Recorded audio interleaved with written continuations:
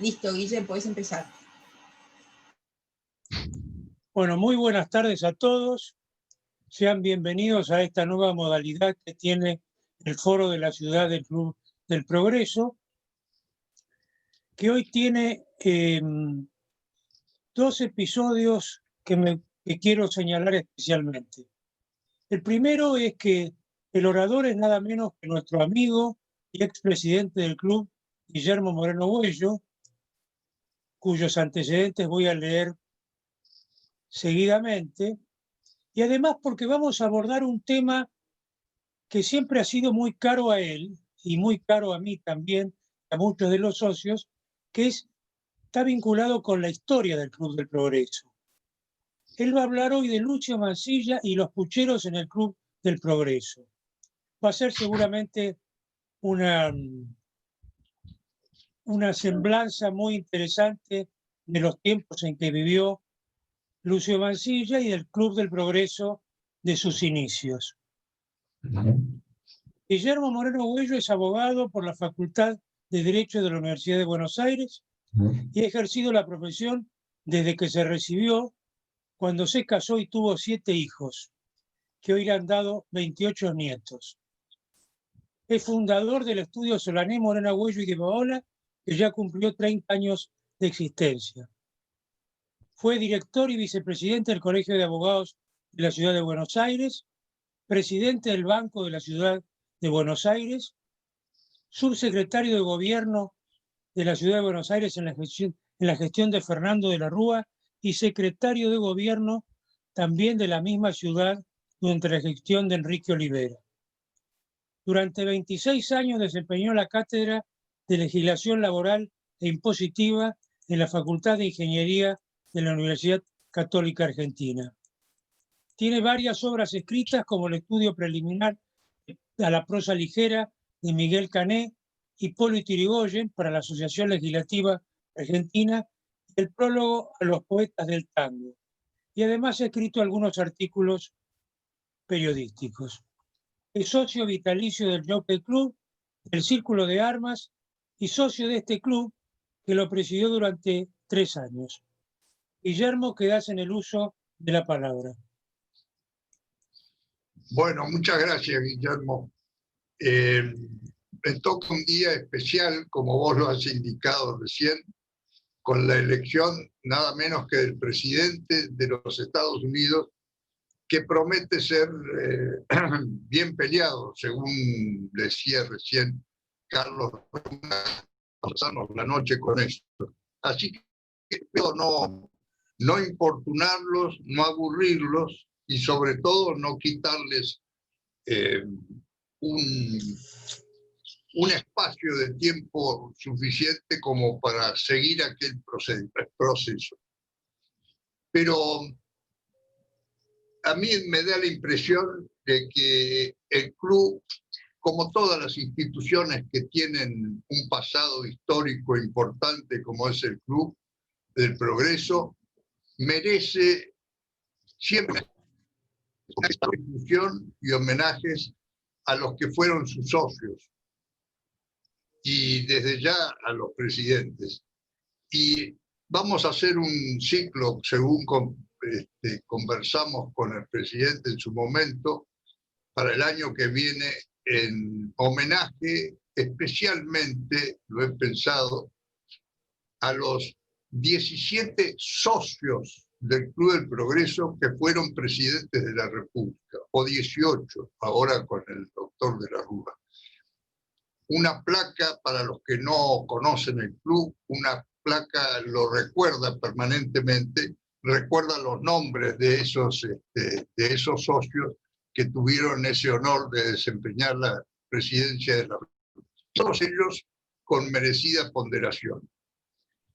Pero entre los socios encuentro, por ejemplo, a Lucio B. Mansilla, entre muchísimos otros. Pero la particularidad de Lucio Mansilla es que entre su numerosa obra literaria está La excursión a los indios ranqueles. Y allí, en el libro de La excursión a los indios ranqueles, menciona al Club del Progreso no menos de 5 o 6 veces. Y siempre lo hace, curiosamente, en función de comidas y sobre todo de los puteros. Ahora vamos a ver, cuando estemos más adelante en el tema, de qué manera y detalladamente hace esas referencias. ¿Y quién era Lucio Mansilla? Confieso que por razón de la pandemia no he podido acceder al libro de socios que tiene el club desde su fundación hasta 1900 y que está perfectamente guardado en la biblioteca, para saber cuándo se hizo socio Lucio B. Mansilla. Pero sin duda alguna, por la edad que tiene, no puede haber sido menos que 1856, 57 aproximadamente, pienso yo. En aquel momento, Lucio Mansilla ya era un personaje decididamente estridente, como se le decía en aquella época. Era hijo del general Lucio Nicolás Mansilla, que en su momento fue un militar de prestigio que luchó en la guerra con el Brasil y fundamentalmente era unitario en esa época y se hizo federal cuando se casó con la hermana de Rosas, Agustina Rosas, que era una mujer, según los comentarios, la más bonita de Buenos Aires, alguien la dijo. Lucio N. Mansilla, Lucio Nicolás Mansilla, intervino, como ustedes se deben acordar seguramente, en la batalla de Obligado, que fue contra la ocupación anglo-francesa y que aun cuando fue derrotado, la experiencia fue realmente heroica. De ese matrimonio nació Lucio y varios hermanos más, pero Lucio fue el mayor. Y se casó con el tiempo con una prima hermana de él que se llamaba Catalina Ortiz de Rosas y que, al igual que Lucio, era sobrina de Rosas. Después nos vamos a referir a la personalidad de Rosas. Y tuvieron alrededor de 5 hijos, 5 o 6 hijos. Para desgracia de Lucio, se murieron todos en vida de él, inclusive su propia mujer, Catalina Ortiz de Rosa, y en determinado momento quedó solo, absolutamente como si hubiera sido un soltero, quedó viudo y sin hijos. Tanto es así que en una obra que tiene escrita de retratos y recuerdos, que es muy linda, verdaderamente una de las obras más destacadas de Lucio B. Mansilla, en donde hace retratos y recuerdos de amigos de él y de hombres de aquella época de la Argentina, entre los cuales hay varios consocios del Club del Progreso, por cierto. Y en uno de las dedicatorias de esos retratos, que lo hace a un señor Saravia, que había sido secretario del Senado de la Nación, la dedicatoria de ese capítulo es: a todos mis hijos muertos. A todos mis hijos ya muertos. Y bueno, así fue la vida familiar, personal, si se quiere, de Lucio Mansilla. Pero además de ello, tuvo otras características personales, como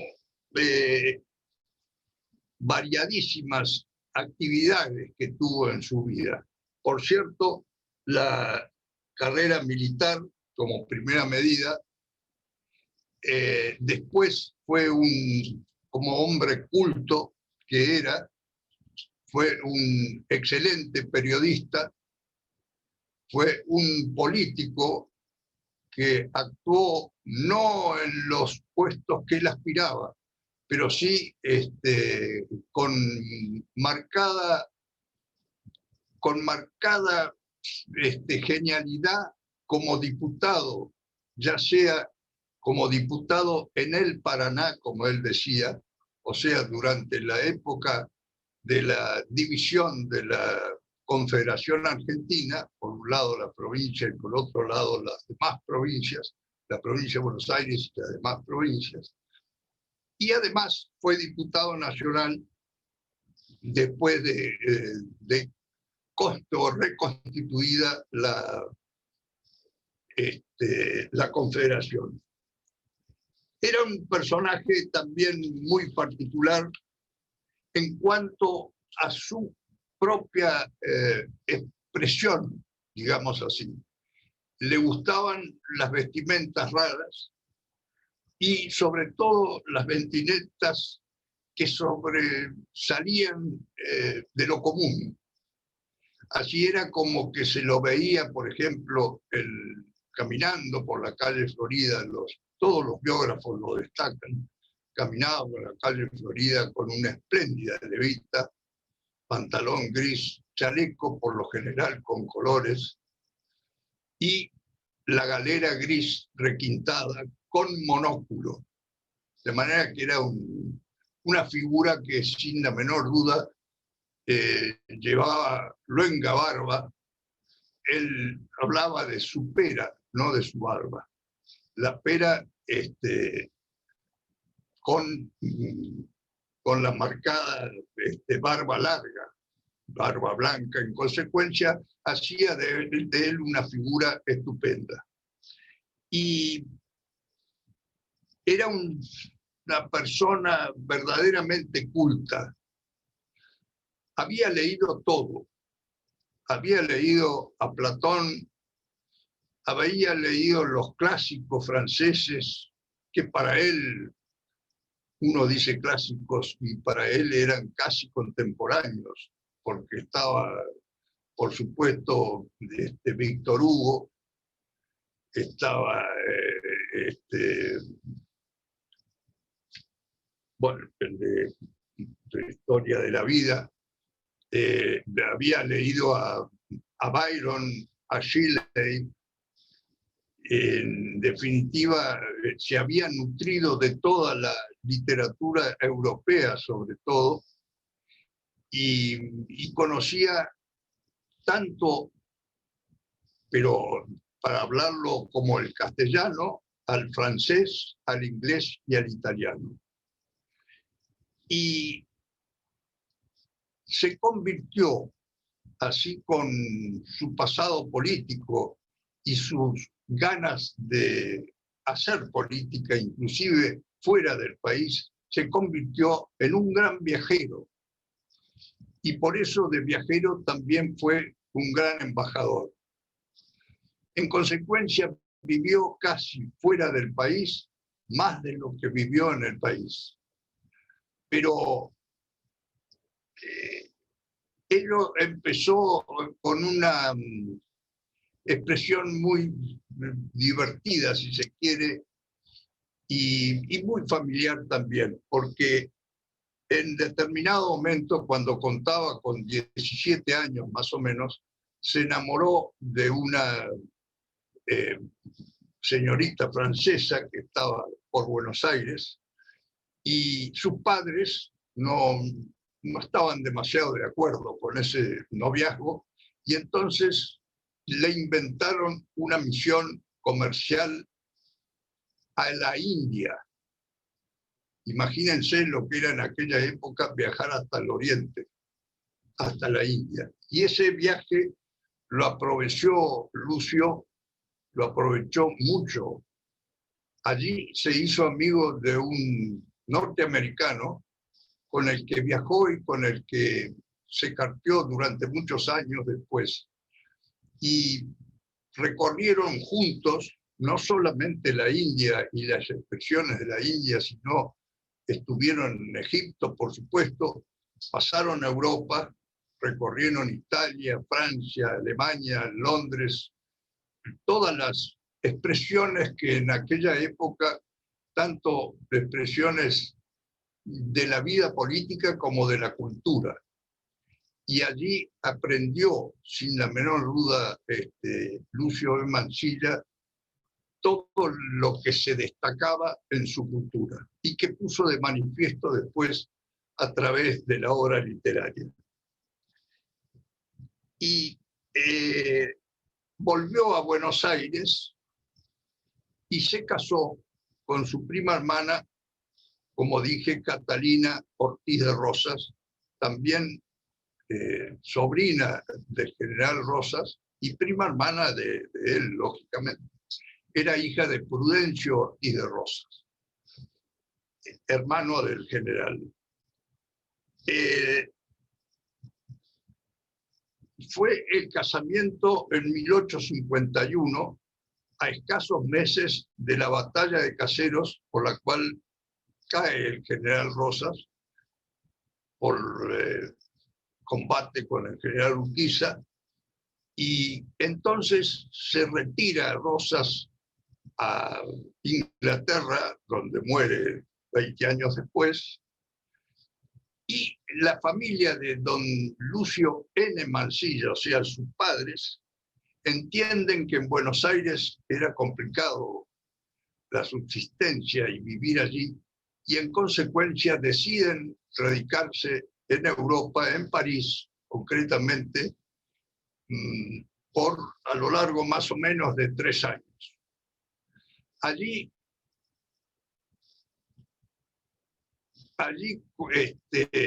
frecuentan las más altas, diría, los más altos círculos de la política francesa, tanto que se hacen amigos personales de Napoleón III y Lucio, muy amigo de doña Eugenia de Montijo, la mujer de Napoleón III, a quien aconsejan inclusive sobre distintos episodios que después hacen a esa característica forma de gobierno que tuvo Napoleón III, convirtiendo la República en un imperio. Pero después vuelven y Lucio Mansilla, contrariamente a lo que se puede pensar que fuera rosista, de ninguna manera se hace al contrario. Ya nos vamos a referir a lo que pensaba de Rosas, pero se hace amigo de Mitre. Y Mitre, que era sin perjuicio de todas las características que eran Mitre, era especialmente un gran militar, lo invita y le impregna de algún modo esas ganas de ser y convertirse en militar. Y lo acompaña a Mitre a la guerra del Paraguay. Va con el grado de, en este momento diríamos, de capitán. Y le toca, curiosamente, le toca estar cerca, casi como subordinado, lo tuvo a Dominguito Sarmiento, y que lamentablemente muere en la batalla de Curupaytí, cuando él era su jefe.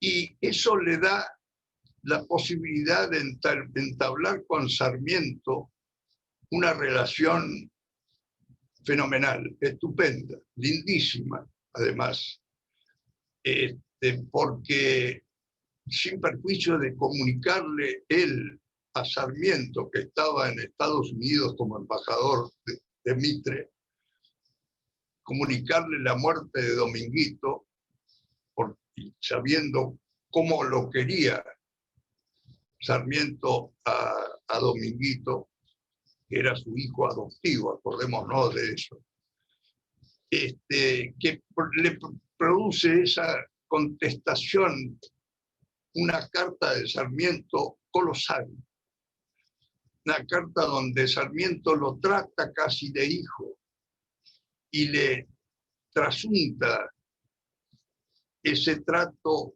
una verdadera ganas de Sarmiento de conversar con Dominguito, y lo cambia en ese mensaje, lo cambia por Lucio B. Mansilla. Allí Lucio B. Mansilla se hace sarmientista y las biografías dicen que a partir de ese momento y con el entonces coronel Arredondo trabajan para la campaña la que se propone a Sarmiento como presidente de la República. Y, por cierto, como ustedes acordarán, se resuelve la presidencia de Sarmiento estando él en Estados Unidos y vuelve al país como el presidente electo. Y Lucio aspiraba a ser ministro de la guerra, pero no llega a eso. Según dicen algunos biógrafos, Sarmiento lo ignora en ese momento. Y entonces, bueno, lo destinan en cambio a la guarnición de Río Cuarto. Y allá en Río Cuarto, que era un poco la frontera del sur de Córdoba, frente al desierto en donde estaban los indios que él visita después, allí se hace toda la ilusión de prolongar la frontera del Río Cuarto hasta el Río Quinto. Para ubicarnos más o menos geográficamente, el Río Quinto pasaba o pasa por lo que es Villa Mercedes y todos sus alrededores. Y escribe una cosa precisamente en esa obra de los retratos y recuerdos, tiene una anotación, Lucio Mansilla, sobre Sarmiento, que me voy a permitir leerla textualmente porque a mí me pareció muy linda y como un reconocimiento muy afectuoso por parte de Lucio Mansilla a Sarmiento. Y dice así: el porvenir no dará ya hombres de esa laya. Son productos de ciertos momentos y que, así como ellos no pueden reemplazarse a sí mismos, eso es fantástico, no pueden reemplazarse a sí mismos, tampoco pueden tener un sucesor genuino. Así lo consideraba Lucio a Sarmiento, y esto es lo que creo que hay que valorar cuando se estudia la personalidad de él junto con la de Sarmiento. Pero resulta que en Río Cuarto aparece entonces, por aquella época se sufrían mucho los malones de los indios. Y esto de los malones que desde ya habían combatido desde Rosas en adelante, y se producían con mucho daño a la sociedad civil, a la civilización, como decía Lucio Mansilla. La barbarie venía sobre la civilización. Lo lleva a organizar la expulsión a los indios ranqueles. Entonces, yo diría que esa es, después le escribe, vamos a ver los detalles, pero esa es la obra cumbre de la literatura, de toda la obra literaria de Lucio Mansilla. Para mí, por lo menos, esa obra realmente demuestra lo que era Lucio Mansilla desde el punto de vista personal y, por cierto, desde el punto de vista de su cumplimiento del deber como militar. Entonces, hay un aspecto, vuelvo un minuto para atrás, en lo que hace a la vida de Lucio Mansilla como embajador. Esta anécdota que se cuenta, a mí me la hizo llegar Eduardo Conesa, que no sé si estará escuchándonos, pero me encantaría decirle que se lo agradezco porque es una anécdota simpaticísima y que lo muestra también a cómo era Lucio Mansilla en función de lo que él sabía, de lo que conocía y de la cultura que tenía. Entonces, Roca lo nombra embajador ante el Kaiser de Alemania. Y cuando presenta sus credenciales, que lo hace en francés, como era en aquella época el idioma de la diplomacia, el Kaiser se queda asombrado de cómo hablaba francés Lucio Mansilla, y entonces se queda conversando con él un rato largo, mostrando de algún modo Mansilla también cuáles eran los conocimientos que tenía de la cultura en general, cosa que asombra al... Bueno, se hacen amigos ese día a tal punto que el Kaiser le pide que al día siguiente, cuando iba a haber un desfile de tropas en honor a él, fuera Mansilla quien presidiera el regimiento custodia del Kaiser. Desde luego, imaginémonos, mediados del siglo XIX, lo que podía haber sido el uniforme que iba a vestir Mansilla presidiendo aquel regimiento custodia del Kaiser. Bueno, también lo hizo, que fue felicitado por el Kaiser, y una noche, ahí nomás en esos festejos, que hubo una sesión de gala en la ópera, acude, por supuesto, el Kaiser y acude Lucio Mansilla a otro palco, y desde un palco al otro se saludan. Y tanto se saludan que Lucio Mansilla encuentra que es interesante ir a saludarlo al Kaiser. No solamente a saludarlo con la mano de palco a palco, sino ir a saludarlo personalmente. Y así lo hace. Y entonces al día siguiente, esto dicen las malas lenguas, le fue revocada el acuerdo de embajador porque había tenido la insolencia de ir a saludar al Kaiser a su palco, lo que nunca debió haber sido hecho en el orden diplomático. Yo no creo que esta última parte sea verdad porque él siguió siendo embajador en Alemania, de manera que esta parte de la anécdota, en todo caso, está equivocada. Bueno, más allá entonces de todo esto, yo diría que vamos a entrar en lo que es la excursión a los indios ranqueles para después, en definitiva, ver qué pasaba con los pucheros. Pero no quiero dejar de describir la semblanza o hacer la semblanza de Lucio Mansilla sin señalar cuál es su obra literaria. Que ya dijimos que la excursión a los indios ranqueles para mí es la obra máxima de él.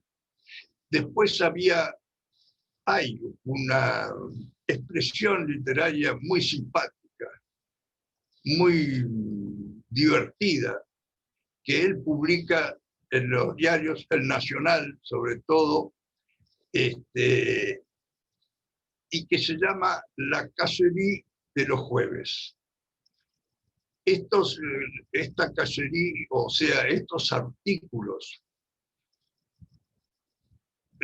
que no tenían relación entre uno y otro, naturalmente, eran precisamente cacería, eran hechos producidos en el transcurso ordinario de los días y que él los comentaba periodísticamente.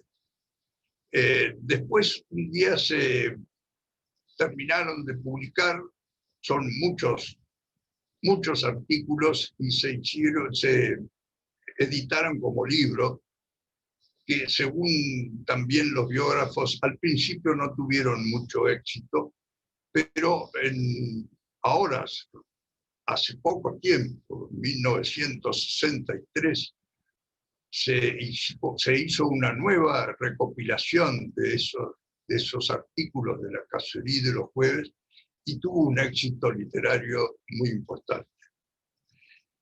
Después aparece Rosas, la biografía de Rosas, escrita por Lucio B. Mansilla, que como decía hace un rato, no fue una biografía de ponderación a su tío Juan Manuel de Rosas, sino lo contrario. Y lo contrario, duramente contrario, porque sin duda alguna lo trata de dictador. Imaginémonos el tiempo en que esto se produce.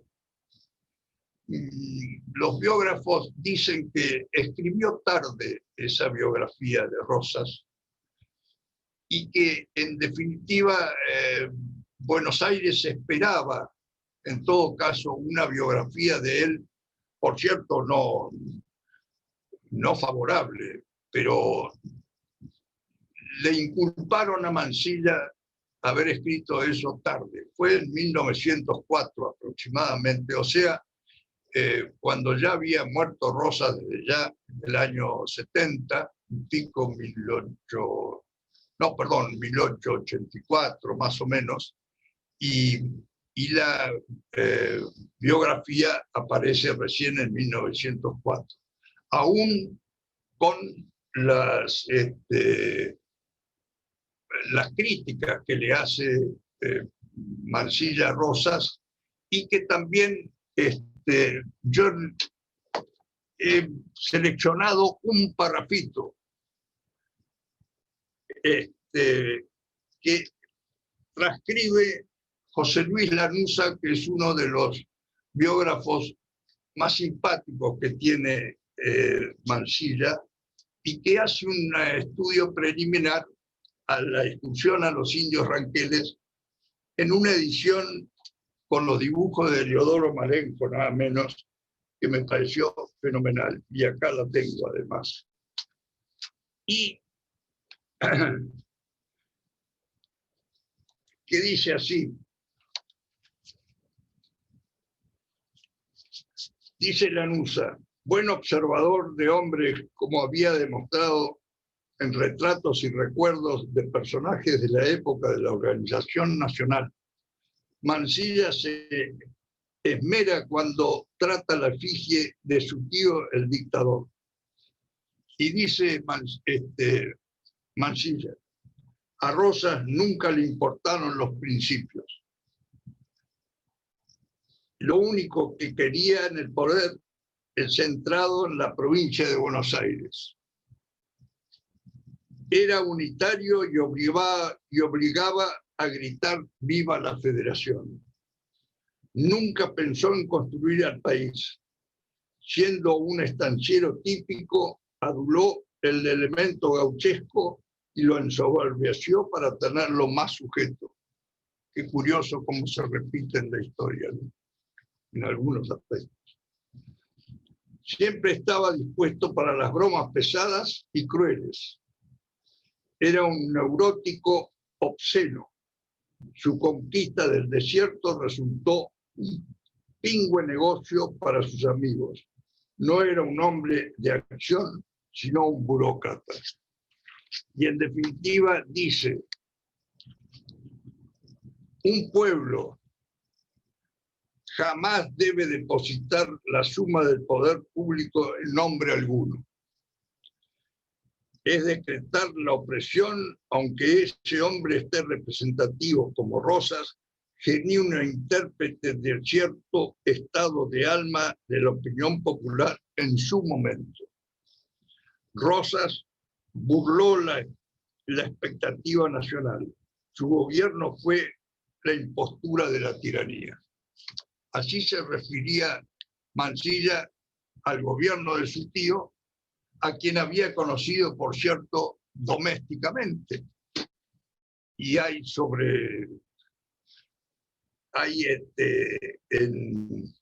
en otra obra, que es sus memorias, las de Mansilla, hay si se quiere, una descripción muy simpática de cómo era la vida en Palermo, donde vivía Rosas y convivían prácticamente todos sus primos y él también con su tío y con su prima, bueno, la hija Manolita Rosas. Bien, vamos a entrar entonces más en tema. Yo digo Lucio Mansilla y el Club del Progreso. ¿Qué era el Club del Progreso en esa época? Imaginémonos el tiempo en que escribe Mansilla la expulsión a los indios ranqueles, que era alrededor de 1864, en plena presidencia de Sarmiento. Como ustedes saben, en la época de Sarmiento se hizo el primer censo argentino, y de ahí resultó que Buenos Aires tenía en esa época simplemente 80.000 habitantes. Sus calles eran de tierra, así lo describe permanentemente Lucio Mansilla, diciendo que eran tierras fangosas en invierno con las lluvias y terrosas en el verano con el polvo que levantaban el tránsito. Y el club estaba en el Palacio Muñoa, ubicado en aquella época en Perú y Alsina, en Victoria y Perú. Victoria, hoy Hipólito Yrigoyen, Perú, igual que siempre. Hoy día ese Palacio Muñoa, tan ponderado que fue en su momento, y que se nota en la fotografía que tiene el libro de la historia del Club del Progreso, editado en época de que Guillermo Lascano Quintana también fue presidente del club, y que es una foto de la Plaza de Mayo, foto antigua de la Plaza de Mayo con su pirámide, y al fondo de esa fotografía, después del Cabildo, aparece el Palacio Muñoa, en donde ya funcionaba el Club del Progreso. El Club del Progreso era un club distinguidísimo. En todo caso, era el único club porteño en donde concurrían todos los porteños, y era especialmente destacado por los festejos de los días patrios como primera medida y de los fines de año con bailes y con comidas.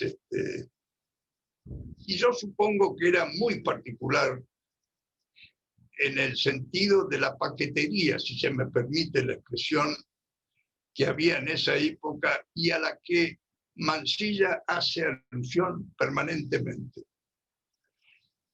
No existían, desde luego, ni el Jockey Club, que se funda en 1882, o sea, 30 años después del Club del Progreso, ni existía el Círculo de Armas, que se funda 3 o 4 años después del Jockey Club. En consecuencia, pienso que si Mansilla hubiera vivido en Buenos Aires para esa época, hubiera sido socio de los 3 clubes. Confieso no haber analizado si realmente fue socio o no de esos 2 clubes posteriores al Club del Progreso, pero tenía por el Club del Progreso una debilidad realmente muy particular y muy especial. Vuelvo a repetir, en la excursión a los indios ranqueles lo nombra no menos de 5 o 6 veces. Bueno, ¿qué es la excursión a los indios ranqueles? Como les decía, la imagina Lucio B. Mansilla cumpliendo funciones militares en Río Cuarto.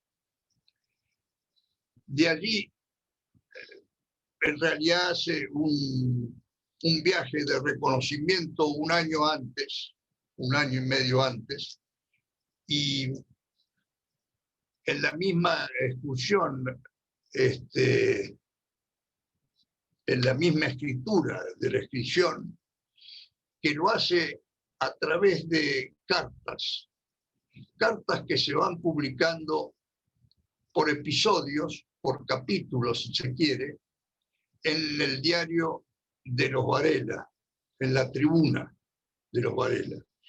Y Mansilla la concibe como una carta a un amigo de él, un amigo que se llamaba, no me sale el nombre en este momento, Santiago. Y él refiere Santiago amigo, le dice todo el tiempo. Santiago amigo casi como una muletilla. Y según José Luis Lanuza, es Santiago Arcos. Era un personaje fuera de serie verdaderamente, pero como personaje rarísimo. Un personaje que inclusive se hace comunista, pero se hace muy amigo de Lucio Mansilla y se escriben hasta el final de la vida. Y en la excursión a los indios ranqueles, al principio, en la dedicatoria casi que le hace en el capítulo primero, le dice: ¿dónde andará Santiago amigo?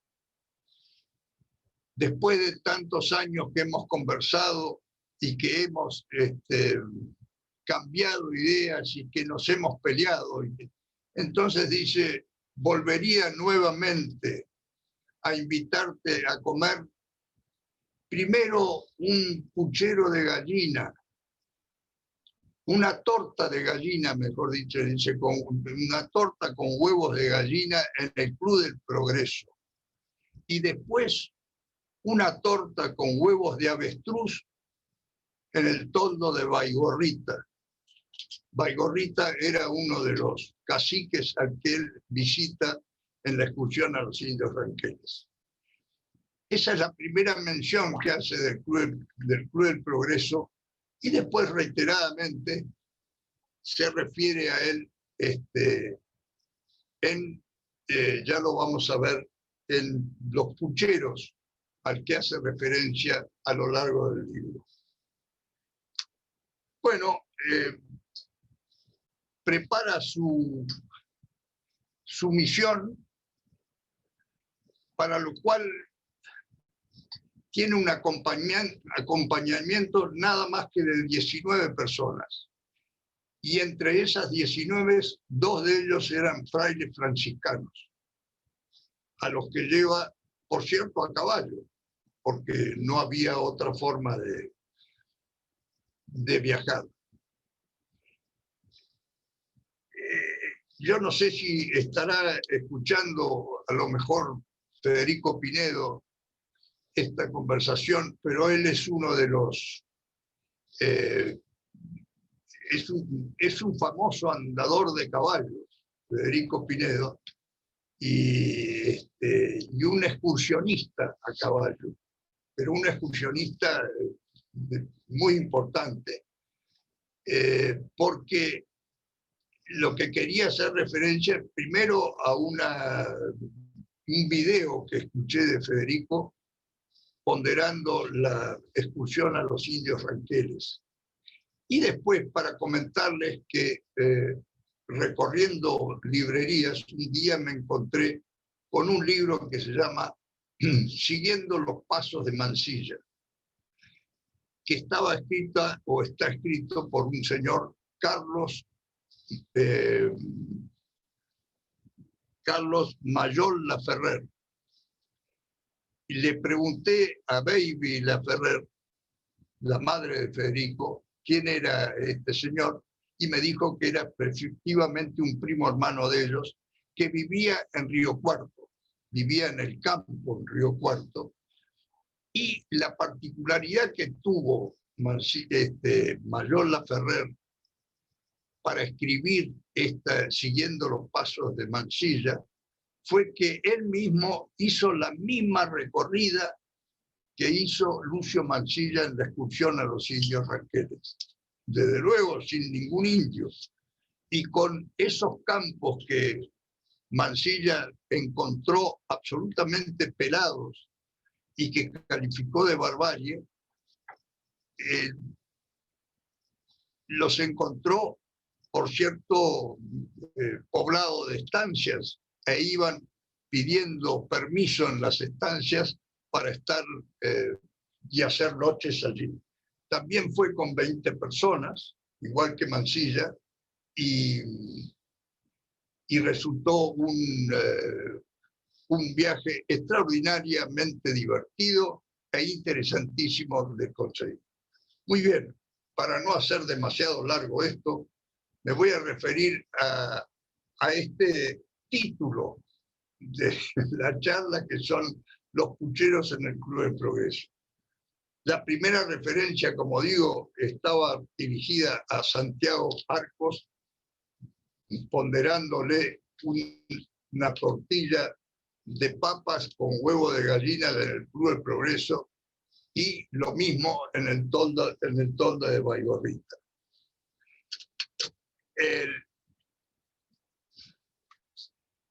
El objetivo principal de Lucio B. Mansilla en la excursión de los indios ranqueles era hacer una paz, un tratado de paz con ellos.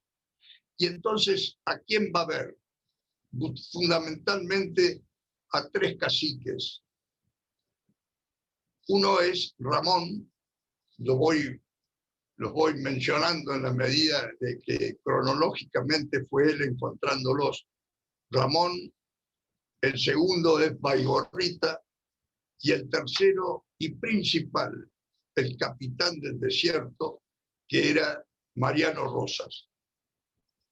¿Quién era Mariano Rosas y por qué ese nombre? Precisamente Mariano Rosas era hijo de Painé, un cacique muy ponderado en aquella época, muy malonero, hacía malones permanentemente, y en ese tipo o en esa ocasión de los malones, Rosas lo tomó prisionero junto con su hijo,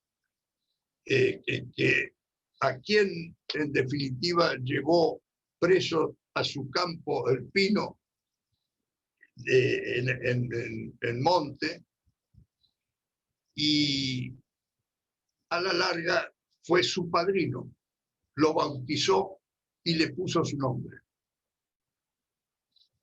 Hay malas lenguas, y las malas lenguas dicen que Mariano Rosas era hijo de Juan Manuel de Rosas, no ahijado solamente.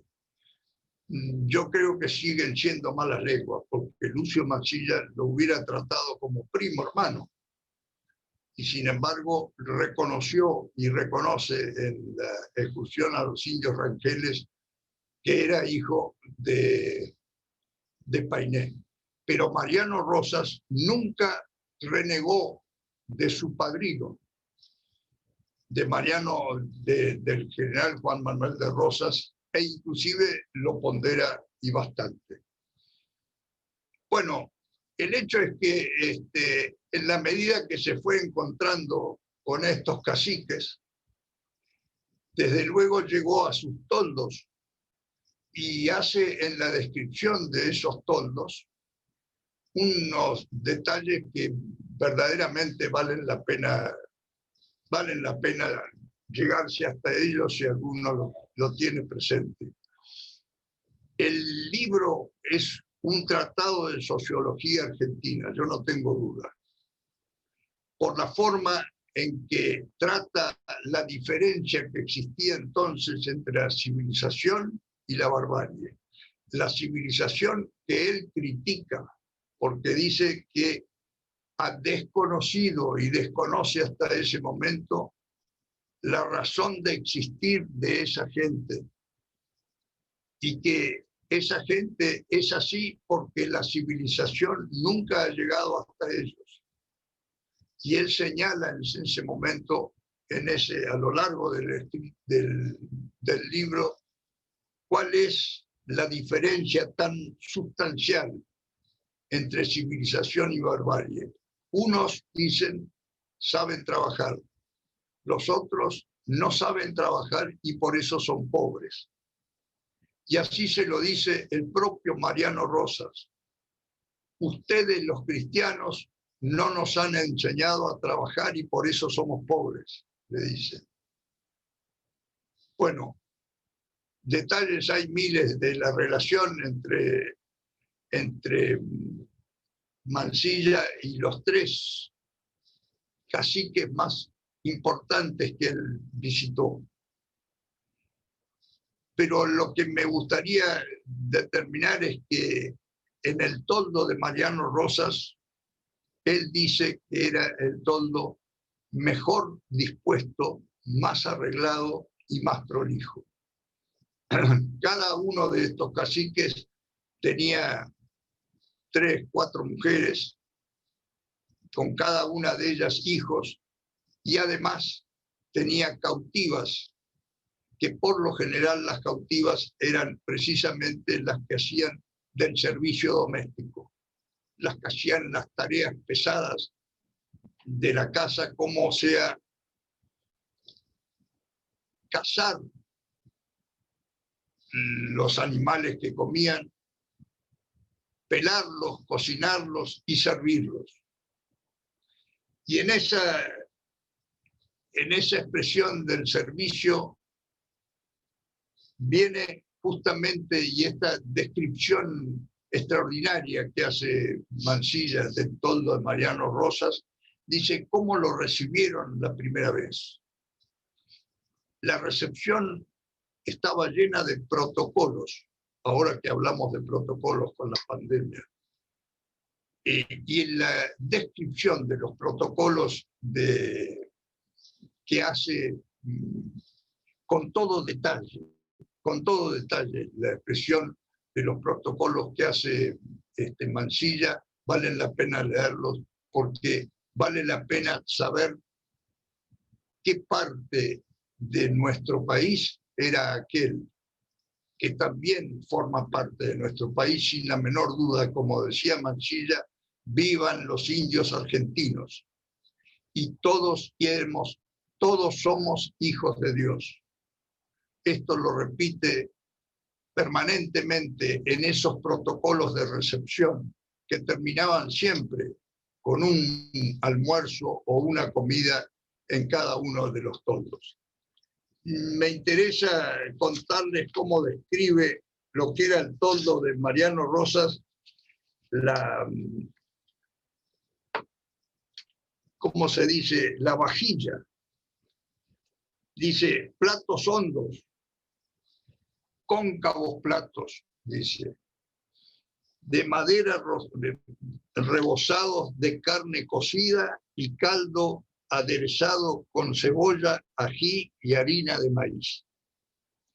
Estaba excelente, caliente, suculento y cocinado con verdadero esmero. Las cucharas eran de madera, de hierro, de plata, los tenedores lo mismo, y los cuchillos comunes.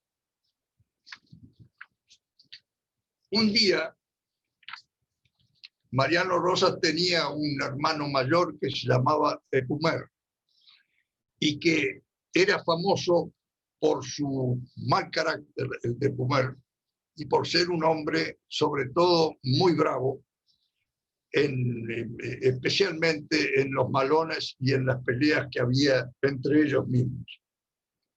Y sobre todo, cuando tomaba aguardiente sin parar. Y entonces dice que verdaderamente uno de los distintivos que tenían en ese momento era el yapay. Y el yapay era el brindis que ofrecían los indios a toda la delegación de Mansilla, a quien le pedían inclusive la provisión de aguardiente y de vino. Dice Mansilla que en estos pucheros se comía principalmente y que los indios nunca bebían en medio de la comida, que la bebida empezaba después de comer, como si dijéramos nosotros a los postres, y que tomaban sin parar, podían llegar a tomar hasta un mes seguido.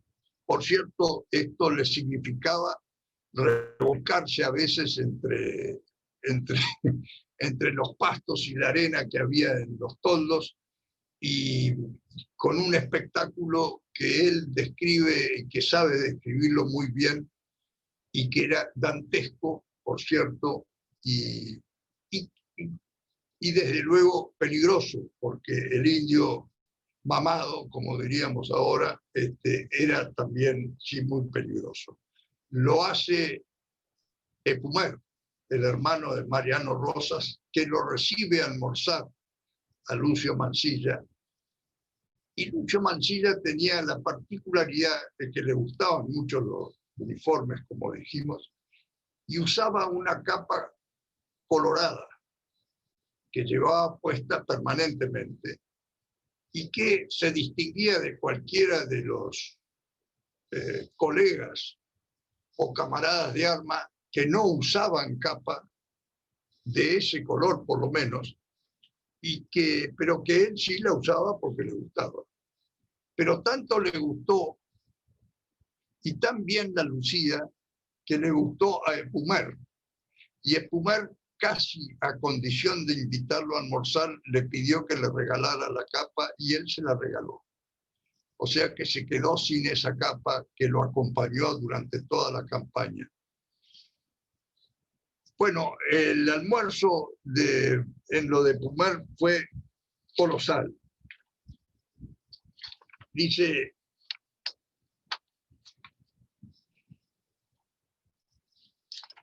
después de contar cómo había sido el primer plato, suculento desde luego, dice, se acabó el primer plato y trajeron otro, lleno de asado de vaca, riquísimo. Materialmente me chupé los dedos, dice, que no es lo mismo comer a manteles como en el Club del Progreso que en el suelo y en Leubucó. Leubucó era el lugar donde vivían Mariano Rosas y su hermano Epumer. Bueno, no entro más en detalles, tengo para hablar una hora más, pero simplemente termino diciendo que él, Lucio Mansilla, volvió con el Tratado de Paz. La relación que hace de cómo fue la Asamblea de los Indios para aprobar el Tratado de Paz es fenomenal. Yo les aseguro que es una obra literaria para satisfacerse íntegramente. Volvió con el Tratado de Paz, el presidente Sarmiento lo aprobó y lo mandó a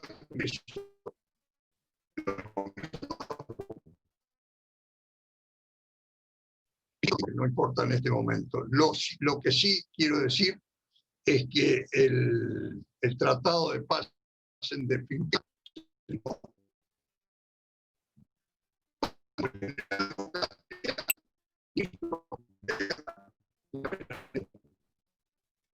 Por los indios lo firmaron Espumer, que también así se llamaba el hijo de Mariano Rosas, y Baigorria, que era también hijo de Baigorrita, el anterior cacique que hemos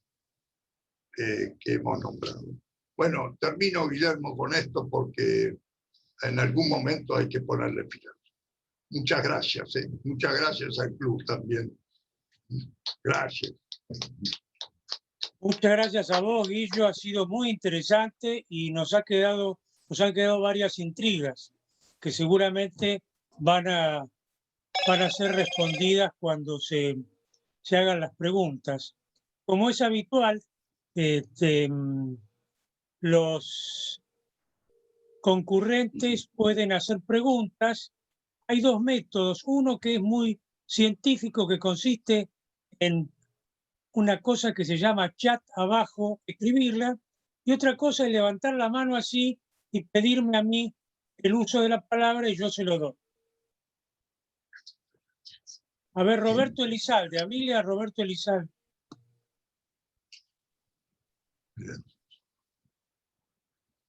¿Quién? Roberto Elizalde. Tenés que destrabar el... Ahora me lo permitieron. Estaba intentándolo hacer. Gracias, Guillermo. Bueno, Guillermo, hoy han aparecido los 3 mosqueteros que yo tengo presentes. Y uno que era tercero, con larga distancia de los primeros, ha pasado a 4º lugar. El primer mosquetero se llama Miguel Ángel Cárcano, que dio una magnífica conferencia en la Academia de Letras sobre Lucio B. Mansilla.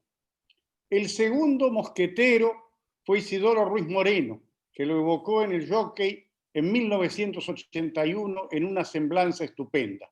Y el tercer mosquetero sos vos, que esto lo tendrás que volcar al papel porque hay que conservarlo y es algo estupendo.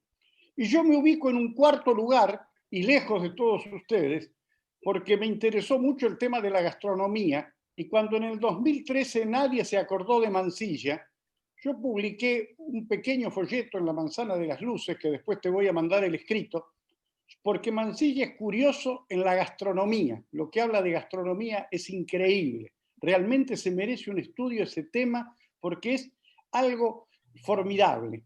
Y entre las cosas de Mansilla, esto que decís del puchero, lo que era para él, cuando Mansilla se casa por segunda vez con Mónica Torromé y vivía en París, donde tenía el poncho de Mariano Rosas, que se lo mostró a Cárcano, y que cuando lo abrieron salieron miles de polillas y él se agarraba la cabeza. Ahora el poncho está en perfectas condiciones en el Museo Histórico Nacional, así que no sé si lo han remendado, qué ha pasado, si es el auténtico. Es una serie de dudas que tengo entre la seriedad de Cárcano como historiador y lo que está en el museo.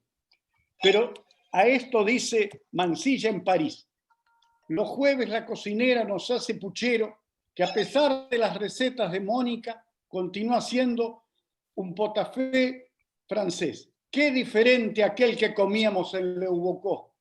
En la casa de mis padres la comida era siempre abundante y sabrosa que en París. Los platos criollos españoles no admiten conversación. La cocina francesa le estimula. Ningún paladar ofrece una variedad tan grande de gustos y aromas, de perfumes delicados que hacen las delicias del gourmet. Pero 2 chorizos y un buen mondongo mataríamos al mejor francés. Eso lo decía Mansilla. Así que me pareció estupendo. Podríamos hacer una payada de Mansilla. Lo único que lamento es que hoy, que son los 150 años de la muerte de Prilidiano Pueyrredón, Prilidiano no lo haya retratado, porque habría sido lo único que le faltaba a este hombre para tener ya de ese magnífico pincel su retrato, aunque está el de Le Pellegrini con su madre siendo niño. Felicitaciones, Guillermo, estuviste excepcional y por horas te podíamos escuchar. Muchas gracias, Roberto. Te felicito también a vos por el artículo sobre Prilidiano Pueyrredón que salió el sábado en La Nación. Me pareció buenísimo, estupendo. Y Es el anticipo de un libro que ya saldrá, porque ahora la pandemia al Prilidiano íntimo lo tiene esperando. Pero me pareció fantástico y se lo pasé a las López, precisamente. Ah, claro, claro. Sí, a las hijas de Sarita, desde ya, y a las hermanas. Hijas de Sarita Sí, y que estaban claro, encantadas. Sarita.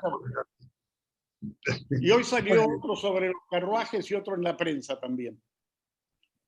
¿Alguien quiere, perdón, alguien más quiere hacer una pregunta, un comentario, pedir alguna aclaración?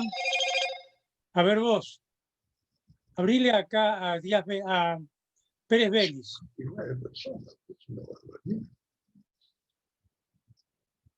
Tenés que abrir el micrófono.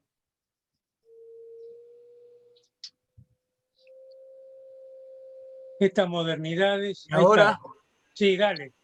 Bueno, yo quería hacer un breve comentario que una vez, hablando con Guillermo, saliendo de un almuerzo del club, le comenté, porque él refirió la muerte de Dominguito Sarmiento en la guerra de Paraguay, en Curupaití. Dominguito Sarmiento estaba justo al lado de un socio del Club del Progreso que fue herido por la misma explosión que mató a Dominguito Sarmiento, que era Leandro Alem. Debido a eso, Leandro Alem lo mandó Mitre para Buenos Aires nuevamente. Y ahí se produce, así como Sarmiento casi lo adopta a Lucio Mansilla, como comentaba Guillermo, con Leandro Alem, que era el íntimo amigo de Dominguito Sarmiento y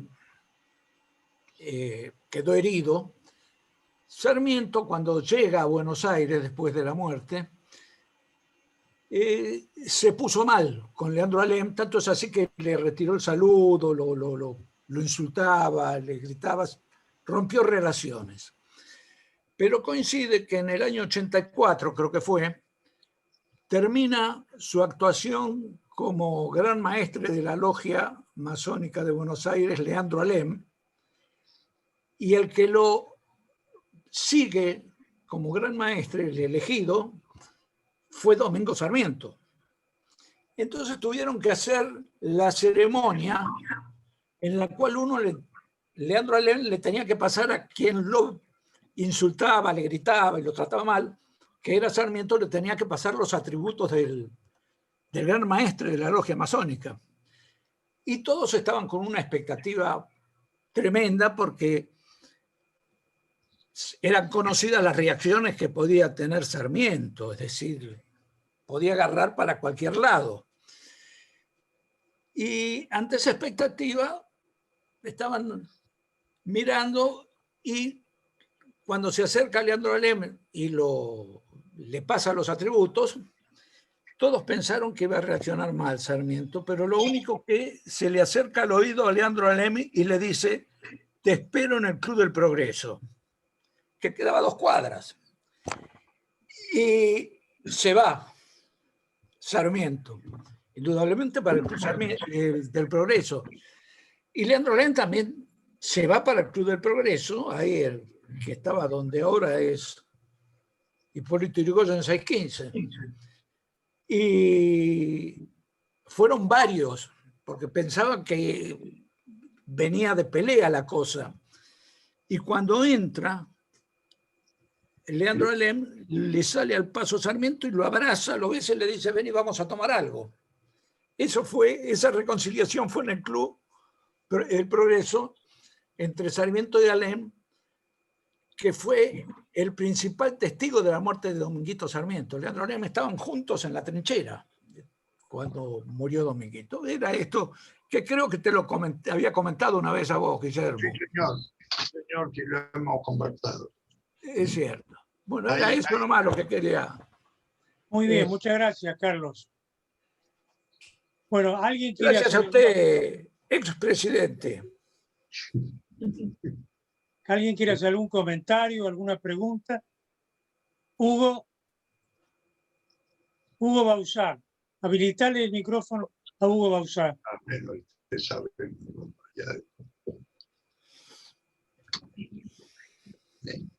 Ahí está. Primero, saludar y felicitar a Guillermo por su magnífica exposición con sutiles apreciaciones sociológicas. Guillermo aludió a dos momentos de la vida de Lucio Victorio Mansilla. Uno referido al viaje que prematuramente hizo a la India por indicación u orden de sus padres. Y el segundo momento, cuando pasados los años, Mansilla fue ministro plenipotenciario en Francia.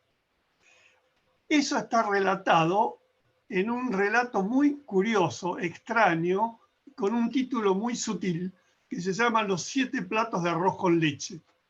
Si alguien no lo ha leído, sugiero su lectura porque es una pieza magnífica, una pieza muy sutil, donde hay unas apreciaciones psicológicas interesantísimas de parte de Mansilla.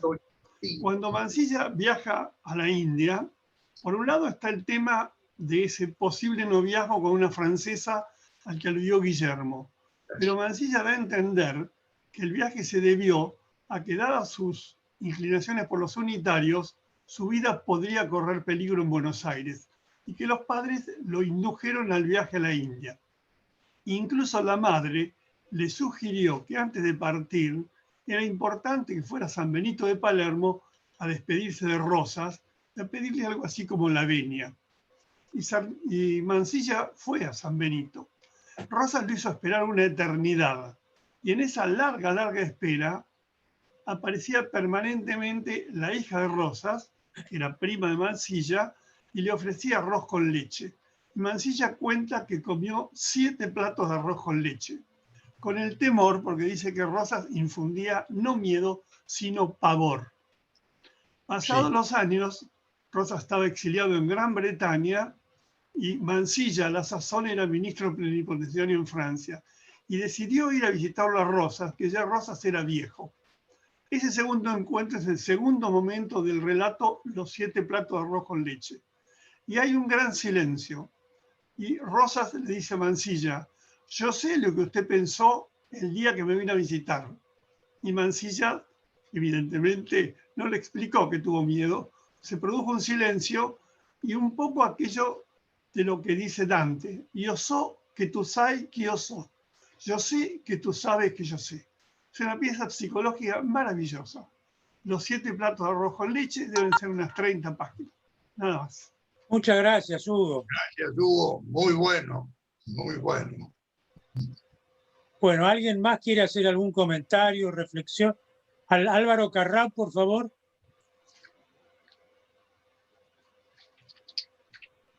Ahí está.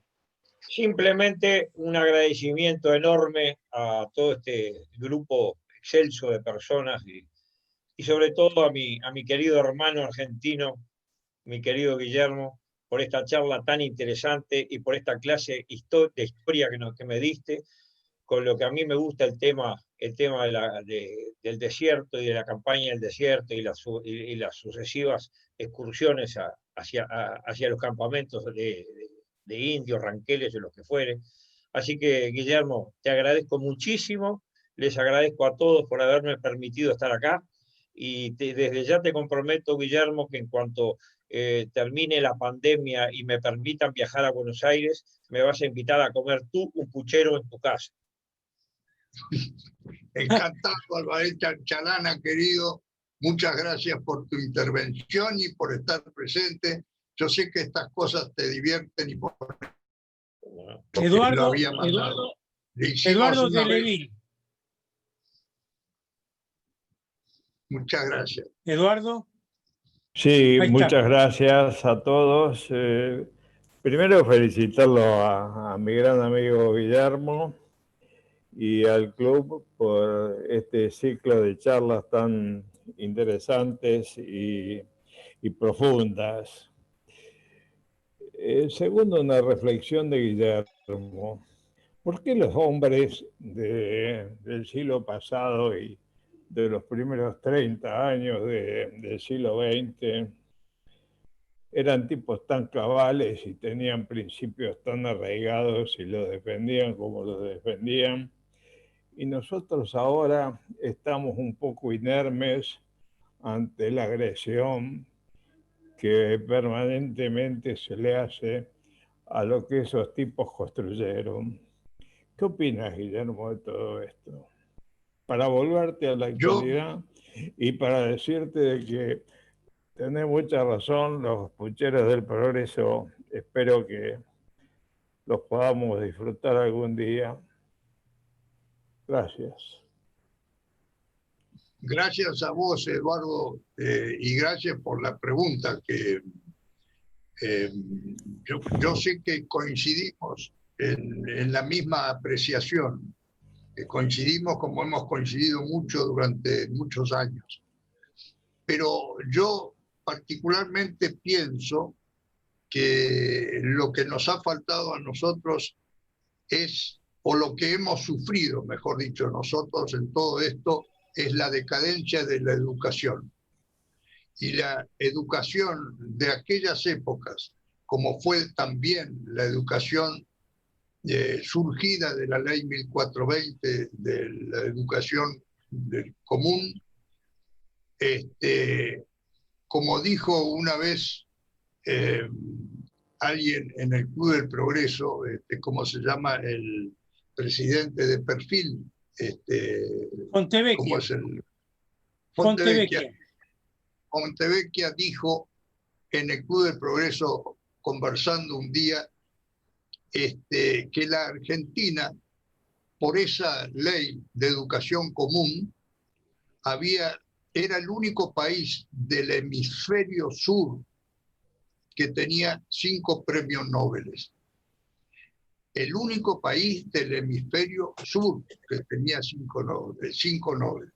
Y yo creo que cuando a partir del año 45 empieza a decaer y decaer el cuidado y la protección de todo lo que eran esos valores, ahí, mi querido Eduardo, empezó nuestra decadencia y así estamos. A mí me parece increíble que no produzca este país gente como Lucio Mansilla, como Moreno, como Belgrano, como Sarmiento, como Avellaneda.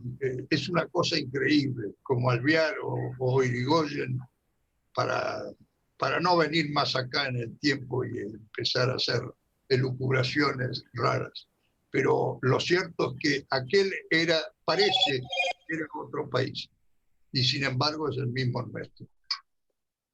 Bueno, muchas gracias. Si alguien quiere hacer alguna pregunta o comentario, me lo hacen saber, y si no, en nombre del Club del Progreso y de todos los concurrentes, Guillermo, te felicito por tu exposición, que ha sido amena, históricamente muy interesante, y sobre todo por el compromiso que tenés con nuestra historia y con nuestros principios, que siguen siendo los mismos de cuando Lucio Mansilla venía al Club del Progreso a comer pucheros. Muchas gracias. Gracias a vos, Guillermo, por todo, y muchas gracias al club y a los concurrentes por estar escuchando hasta esta hora. Muchas gracias, gracias. Adiós. Gracias a todos por haber venido. Gracias, Chalana, querido.